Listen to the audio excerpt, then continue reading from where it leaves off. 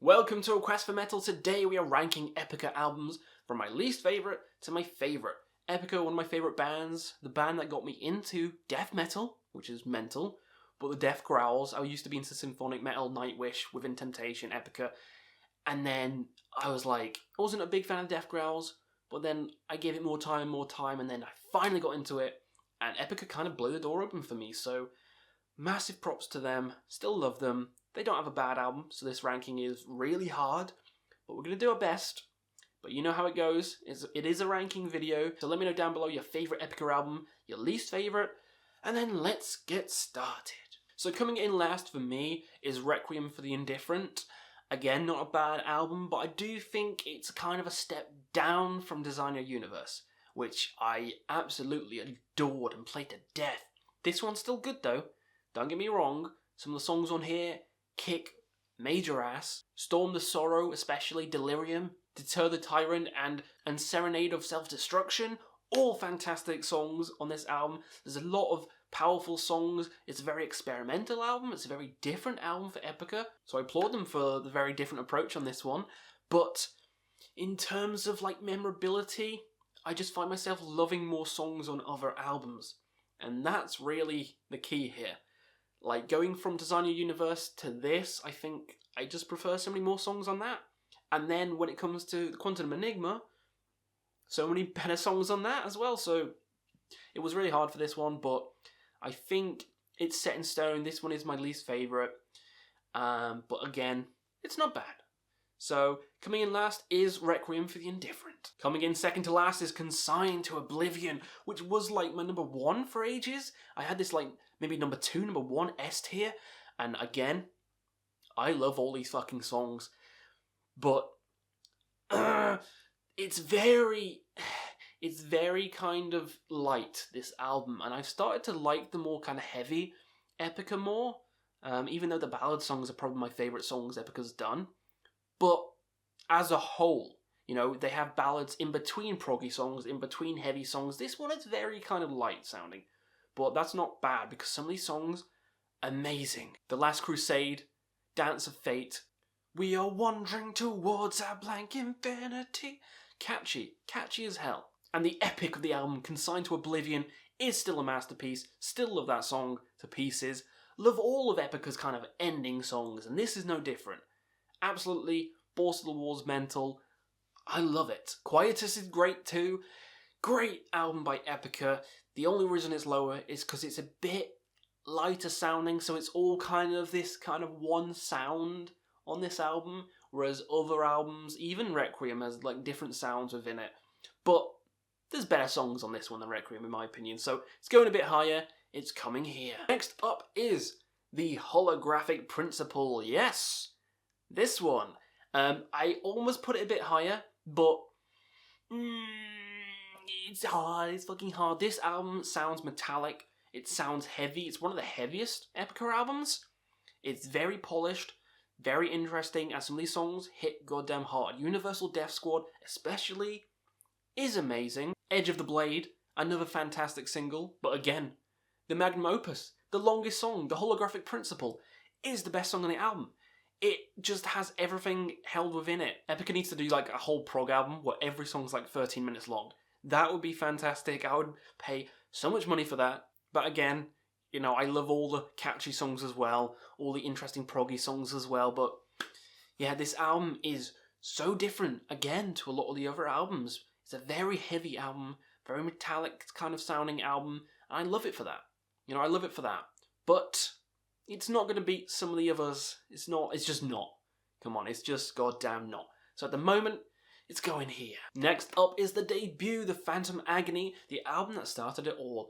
And it's majestic, it's beautiful, and the reason it's higher than Consigned to Oblivion is I do think there's just way better songs on this one. The Phantom Agony especially is another epic, is another classic song, and one of my favourite Epica songs of all time. And it also has Cry for the Moon, the song that got me into the band. The amazing vocal passages by Simone on that song is just, it blows my mind every time I listen to it. I love that song. Sensorium as well. This is hit after hit. This album is interesting. It's heavy at parts, it's light at parts, it's not just light throughout. Cry for the Moon's on here, Phantom Agony's on here, Sensorium. The Facade of Reality is another fantastic song that's like 8 minutes long. Yeah, you know, this album's flawless. I love it. But other albums have just knocked it off the throne. Other albums have knocked it off the throne. But it's a great start, showing what they would become and how they progress. I still love it, so it's coming here. Next up is the Quantum Enigma, loads of people's favourites. It is a very underrated album, and I do think all these songs hit. And when I first heard it, I was like, this is good. Kept hearing it, this is good, this is better, this is amazing. And now it's higher than the Phantom Agony, which I wouldn't have thought before. But it's overtaken the Phantom Agony, and maybe it'll keep rising.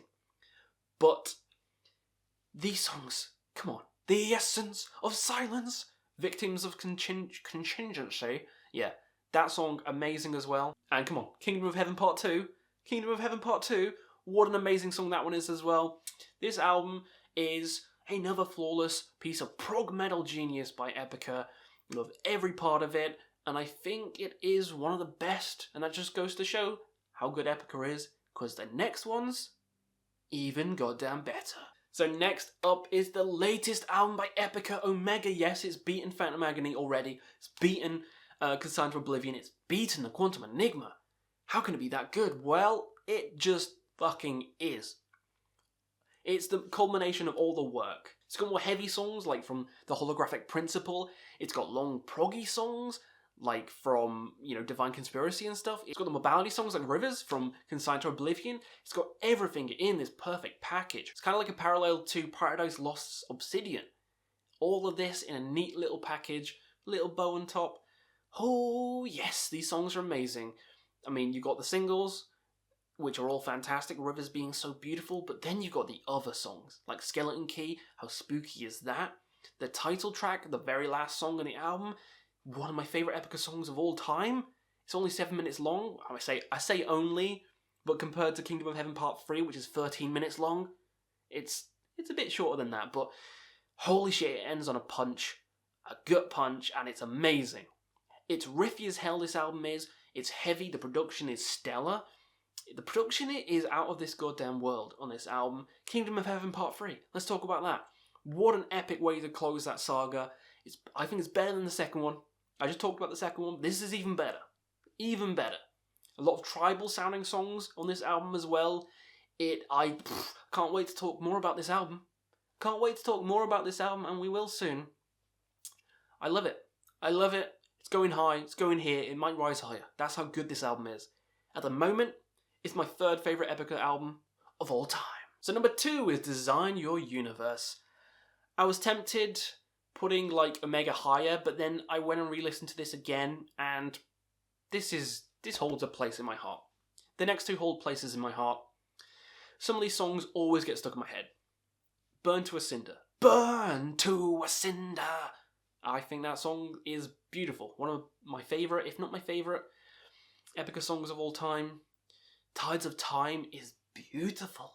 Love that song. Then you got like the classic single ones like Unleashed, Martyr of the Free World. And then, starting it all, Kingdom of Heaven Part 1, my favourite part of the trilogy.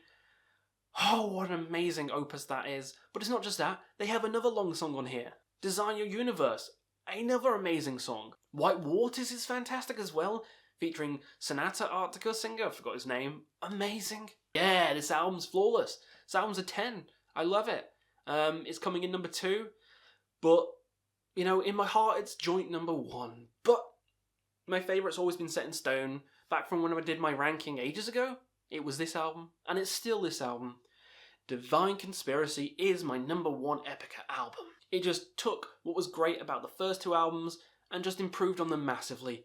This is them starting to go into the prog metal direction, and some of these songs, Obsessive Devotion is a masterpiece. Chasing the Dragon is my favourite Epica song of all time. The Divine Conspiracy, another masterpiece. Fools of Damnation, where she's like, fools, dance with me again, or whatever she says on that song. Sorry for all the singing, that's what I do on this cringy channel. This is just the best. There's no contest. There's no even contest. Never Enough's on here. It's no contest. This is the best Epica album. For me, always been the best. Always will be. Coming here.